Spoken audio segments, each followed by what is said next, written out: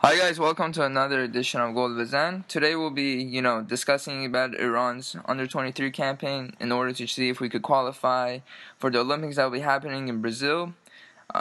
So right now I'm joined by regular panelists Pezhman Pars and Sina Saemian. I'll be looking forward to what you guys have to say about Iran's campaign, and where you guys see if we're going to qualify or not. So how you guys doing today? Very well, Pasha. It's great to speak to you guys. Hi, nice to be back once again on Golazal. Right. So as you guys know, we're in Group A with Syria, Qatar, and China. And unfortunately, we won our first game but lost to Qatar yesterday 2-1. And so we could predominantly qualify because we got China on Monday. But instead of talking about foreseeing about the future, let's discuss about our first game, Syria, and also about the game yesterday and the big changes you guys saw, and how we develop with the tactics and stuff, and how we should improve upon, and what we basically lacked. So I'm going to start off with you, Sina. Looking at the first game, and then looking at the game against Qatar, what were some big changes that you saw, and with the squad do we have, predominantly just also predict if you think we're going to make it or not, to Brazil? Yeah, I mean, as you said, we won our first game against Syria. I didn't think it was an overwhelming performance necessarily. I thought we did enough to get the win, but even though we kept a clean sheet, as I was watching the game, there were moments that you were watching and you were thinking, against a better opposition, we could be punished in this side of the game. And I think on the counter and off the ball, we were really panicking. We had no shape, and Syria almost did take advantage of that. I think a lot of our game is based on Ali Karimi of Sepahan, and he plays in a deeper role for Iran, and he's somewhat the playmaker of the team. Every move goes through him. He's got great vision, so I can see why we rely on him so much.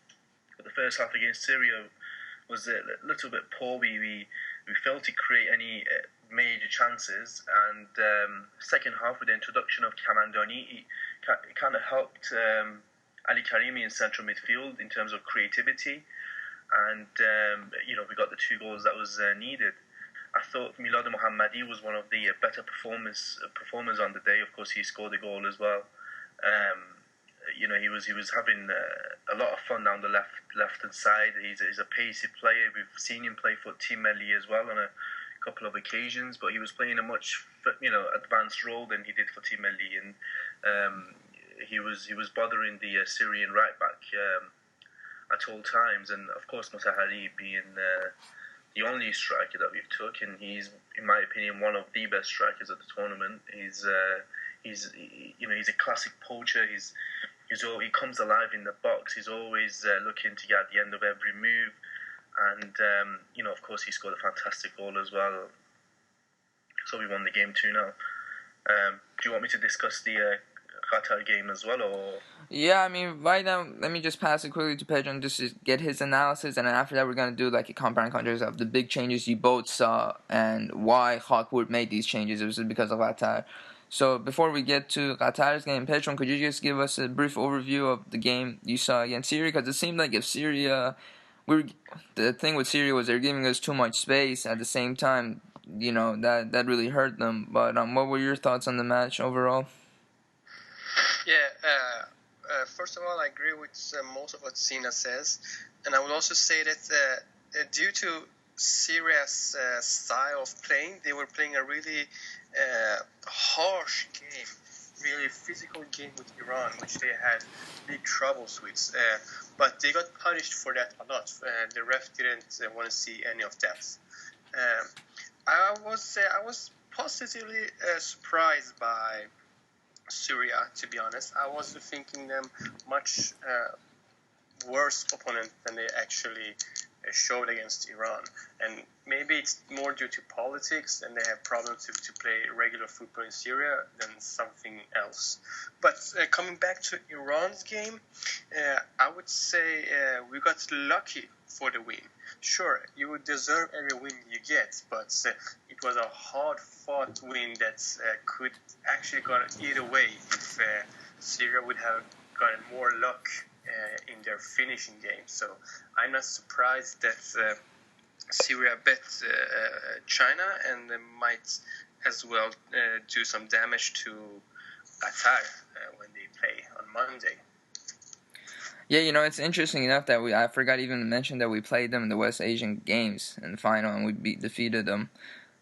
So now coming to obviously the match we played yesterday, and it was pretty disappointing to be honest, because Qatar, honestly, they give them huge credit. They played really well. It was basically, they just outdone us in every part of the game, and it was really frustrating to see the many changes that Khalpur did. I mean, I understand you're doing experiments, a tournament game, trying to get to Olympics, but he took a gamble, and it didn't work. Coming off to you seeing, looking at the tactical game, the first game, which it seemed like a 4-1-4-1. Would you see the same against Qatar?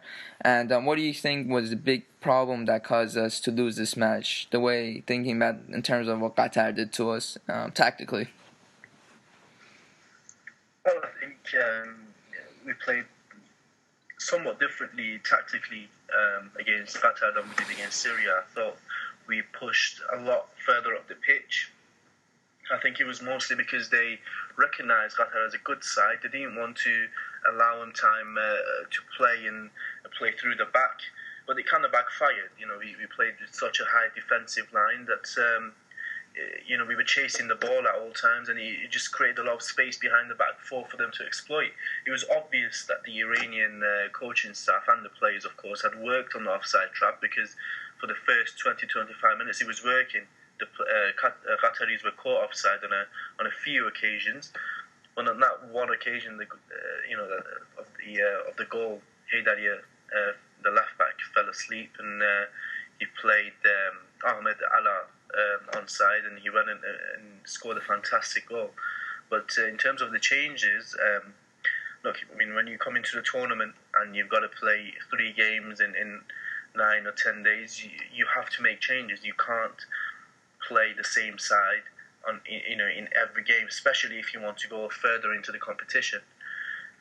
You don't want to be hit with fatigue and your key players being tired when you reach quarterfinals. So I don't really blame the changes on the defeat. I think there was a lot of, you were certainly one that was saying, Mehdi Torabi should have started alongside a couple of other players. I agree with you. I think Torabi is one of the key players in the team. But he played Milad Mohammadi on the right-hand side, and we know who Qatar's main man is, and it's their left-back. I mean, it's unusual to say, a team's main attacking threat is their left-back, but it's true with Qatar. Abdul Karim Hassan, he's, for me, one of the best young players in Asia, and we saw why. He played Milad Mohammadi on the right, a left-footed player, and he wanted to see how he can deal with Abdul Karim Hassan going forward and defensively as well, because we know Mohammadi has got a good work rate. He will track back, and he did that. But I think in central... Yes, please. Yeah, sorry to interrupt you. I want to say, I don't know if I really agree with you with letting players rest for these kind of tournaments. I mean, first of all, they're in probably the best years of their life, coming to how fast they can get their breathing back, how fast they can go back to what you want to say, be ready for the next game almost 1-2 days afterwards, because they are up to 23. So most of these guys around their 20s, I think they should have the pace. They should manage to play 3 games in 10 days. With that being said, I don't blame the loss for the changes either. I believe that the changes could be good or could be bad. I don't really have an opinion on them in that fact that they would change the game. I think the changes were also a tactical change as well, because as I said, if Torabi, let's say he played on the right, I thought Mohammadi dealt with Abdul Karim Hassan really well. There was times when Hassan was trying to overlap and get forward, but Mohammadi was tracking him back, and sometimes we saw Mohammadi as the last man on the right hand side of Iran's defence. Closing down Abdul Karim Hassan and not letting him have time on the ball. So I think in that change, I thought it did work. But I think in central midfield with Mohamed Rahmani coming into the team, he's the youngest player in the squad. He's only 19 years old. I thought he showed great, bravery and aggression in his game. But I thought we were chasing the ball a bit too much in midfield. We were closing down a bit too much. All players were closing the ball, whereas I don't think that's necessary. I think you need to keep your shape at all times, and we weren't doing that. And Mehdad Miladi played on the left.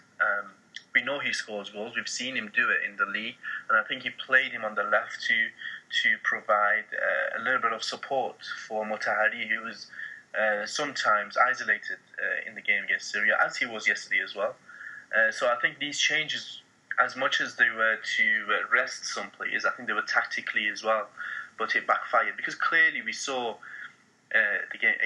in the game against Syria that he got his lineup a little bit wrong in the first half, and he realised that he changed in his second half, and it worked by bringing on Miladi Kamandoni, and that substitution kind of did change the game.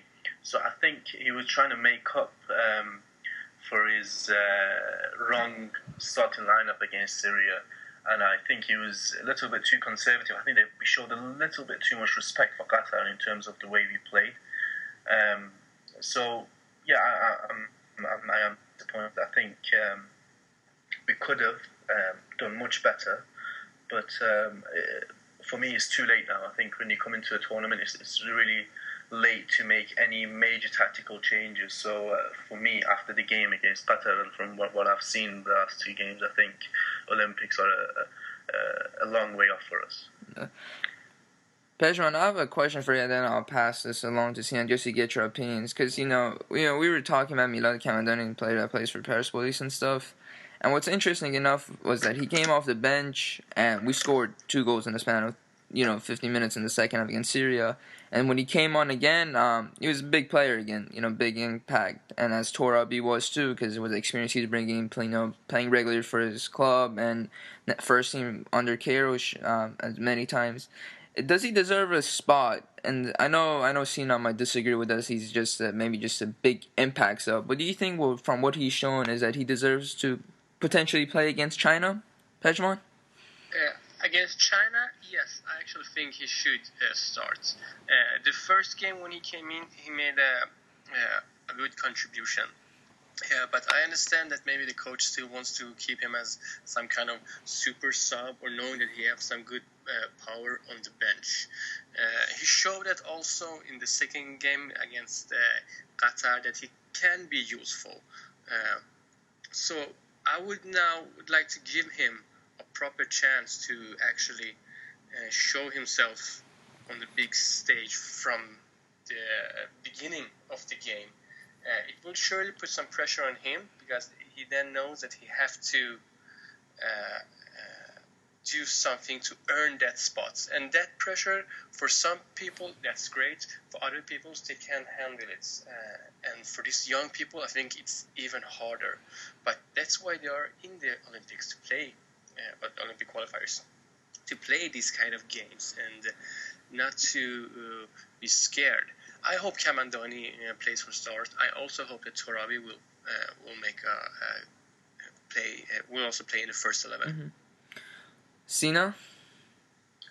Yeah, I agree with him. I think Kamandani, look, with every team, especially in the tournament, you always need a plan B when things don't go your way and you need to make a change. It's good to know that you have something different on the bench that can come into the game and change the way you play and take the opponent by surprise. And I think Kamandoni does have that element. He's got very quick feet. He can pick up a pass, and I still think coming off the bench, is his best role for me personally. And I think we've seen the kind of players he's been playing in that role. In the first game, it was Fashid Esmaili. In the second game, it was Mohamed Rahmani. These are players who have a great work rate. They've got great stamina, and tactically, they're very aware in terms, off the ball. So they chase around a lot. Again, I'm not necessarily agreeing with that sort of tactic, but it fits into this philosophy, as you want to call it, of Mohamed Al-Khakour. But I'm not sure if Kamandoni does that. I think Kamandoni is one of those players. He's a number 10. He just wants to get on the ball and look up. Take on players. I think off the ball he wouldn't really be able to offer as much. So again, I think that's one of the main reasons why he's not been starting in the last two games. Another player that I would like to see is Ehsan Pahlevan. He's a player who's been playing for Zohan for a couple of seasons. He's a great player. He plays down the left wing or as an attacking midfielder. On the ball, he's for me, it's been a surprise not to see him in the starting 11.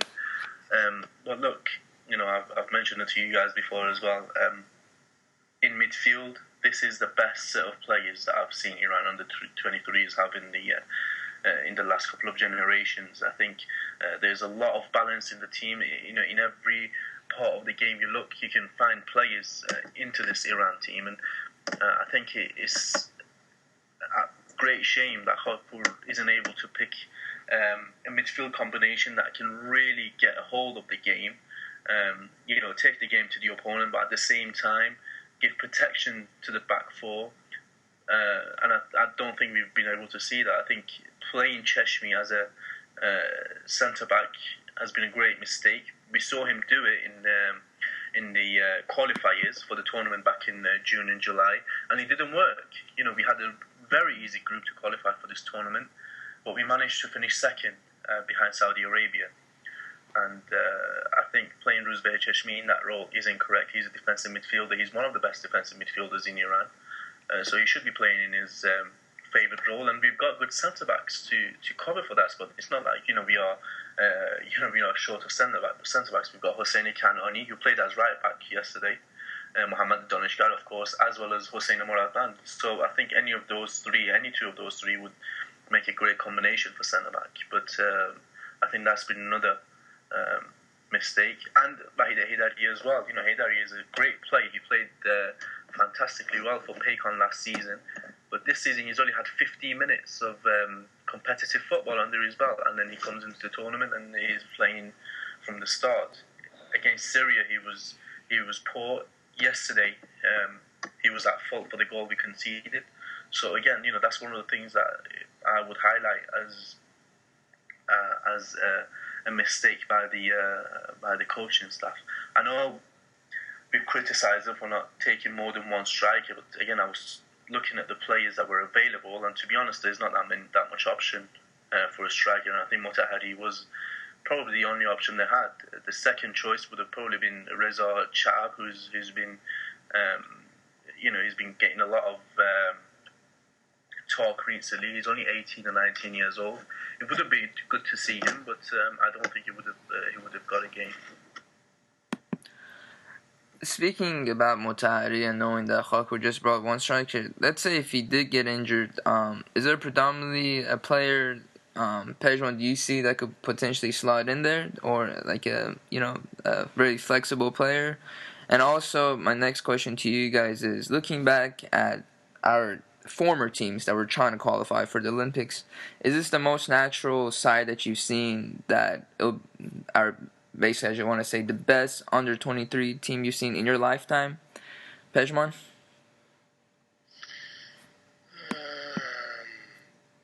Well, I think so. I think it's one of the best I've seen. But I was in at the best, the one with the best potential. I think we've seen under 23 teams in Iran that we later on come and see as really strong for the national team. For the first team, we have great players in the under-23s.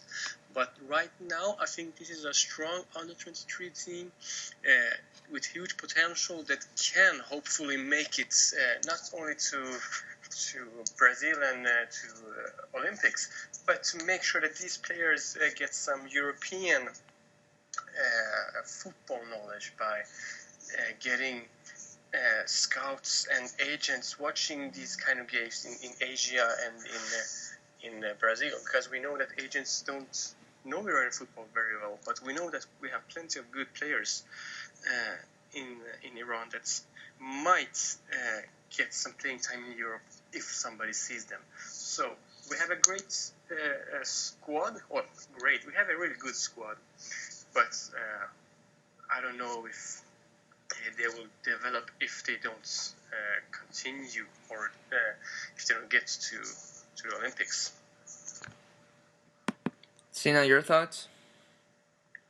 Sorry, could you repeat the question, please? Yeah, so my first question was obviously about Motari, and let's say if he did get injured, would there be anybody that could slot him in? And my second question is, in your lifetime, is this potentially the best under-23 side you've seen that is trying to compete to get into the Olympics?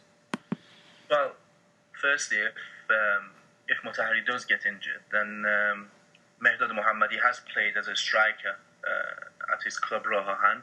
He's not a natural striker. He usually plays just behind the striker as an attacking midfielder. But if needed, if Motahari was injured, as you mentioned, then I think Mehdad Mohammadi could slot into the team as a centre forward. I'm not sure how good of a job he'd be able to do, but I think he's probably the only option that we have. And your second question is, I think, look, as Pezhman said, you can't predict how these plays will go on and become in the next 5 to 10 years. But I think right now, and as a whole, not just individuals, but as a team, I think it's a really well-balanced team. I think every phase of the game you look, they've got players who can really step up. I mean, in goal, we've got Mohamed Reza Akhbari, who's a great goalkeeper at only 22. He's been involved in Team Melli a few times. He's been one of the best keepers in the Iranian domestic league this season. And as you go forward, you've got really impressive players. I've already mentioned Ali Karimi and Mehdi Torabi, of course. So I think as a whole, this team was ready for a manager to come in and really get a hold of and choose a tactic and a formation that would get the best out of everyone and hope and took us to the Olympics. But I'm afraid that has not happened, and as I said, Olympics is a long way off for us. Yeah, I'm going to talk about two more points, and basically I just want to get your thoughts about which players you guys, obviously, we touched about, and briefly, who do you want to see against China, and my second topic will obviously, to end this discussion, is, predominantly we're going to be runner-ups, and we're going to face Japan, and do you guys think we're going to have any chance to honestly qualify for Brazil? I know it seems like it's a no, but coming back to you, Pezhman, could you guys give us a brief overview of your thoughts on how we should approach China, and if you think Iran has any chance of making it into Brazil or not? Of course, as long as there are games, Iran have a chance. And I think that chance is not wasted or we're doomed or it's too late or anything. The thing is, it's a really special group now. Qatar with 6 points still aren't qualified. And China with 0 points can still qualify. So that makes it really interesting for the group in whole. That's depending on how the games will end, basically all 4 teams still have a good chance. That makes it also that China will be a serious contender, knowing that this will be their absolute last chance. China have to win. For Iran, maybe a draw is enough. So I think we will be expecting a offensive playing China that needs to score quite soon. I hope that Khatpur realizes this and doesn't hopefully use the same tactic as against Qatar, having a really offensive defense and trying with these offside traps that work almost all the time. It's enough that they don't work one time and then you're doomed. If playing against Japan, I think it will be strange. We will do that Iranian scenario. We play bad against bad teams, and we play really good against good teams. So we will see how good Japan will be or if we meet Japan. We'll see how good Iran will be if Iran will qualify to the second round. I think and I hope that if Iran qualifies to the second round, we can see a new Iran with more confidence and even a little less stressed, knowing that their hardest task, or one of the hardest tasks, have been accomplished. We will see, and we'll see how Fakpour will change his team. I think he will play Torabi from start, and maybe even Kamadani. Zina, I know you briefly touched about what you think if you're gonna make it or not, but if you could just give us a brief overview of what you think Fakpour should do against China, and if we beat China, we're predominantly going to the next round as runner-ups, and what do you think about it? Probably we're gonna end up playing against Japan, and if we do beat them, do you still think it's still a chance for us to qualify, or just predominantly just no, it's because of the person in charge? I think Japan is a long way off at the moment. I think we should take it, each game as it comes. Obviously, we haven't qualified for the next round yet, so we've got to look forward to the China game. And it's important for the players to forget about yesterday's game, forget about the mistakes and the result, all in all, and just concentrate on the Chinese game, because we have to win that game and to qualify. And Syria are a good team, but I think Qatar will be too strong for them. I was really impressed with Qatar yesterday, and I think they will go further than Iran in this competition. So for me personally, I think even if we do qualify for the second round and we get to Japan, then I really don't think we have the ability to beat them, especially after the poor start that we made in the tournament. So for me, yeah, as I said, I've mentioned it 2 or 3 times, I don't think we can really go far in this competition. I should also praise Qatar for the game and how they outsmart Iran during the 90 minutes. In all games, you must have some luck. And Iran had some bad luck, maybe with almost scoring not just the penalty, but also we had a shot reflected on the goalkeeper's head, touching the post. But this Qatar team, although they are young, they're actually quite experienced due to the under-19 games that Asia had. And if I'm not mistaken, plenty of those players that actually won the under-19 games in Asia are now part of this under-23 team. So Qatar have a bright future coming ahead of them, and maybe we'll even see them coming really far in the 2018 qualifiers. It all depends on how good they will actually play here, I think. Yeah, it's pretty frustrating to hear that, saying that we're going backwards as other countries are moving forwards with the development they're having. But once again, thank you guys. We'll be obviously doing, for people that are listening, we'll be keep doing pods pre-match, hopefully also. But we're just going to keep doing these pods until hopefully Iran basically is out of the tournament. But nonetheless, Pezhman, thank you for coming on. Always a pleasure. And I'm looking back to get your thoughts against our match against China, hopefully after Monday or on Monday. Cheers, guys. Thank you, Pasha. Enjoy.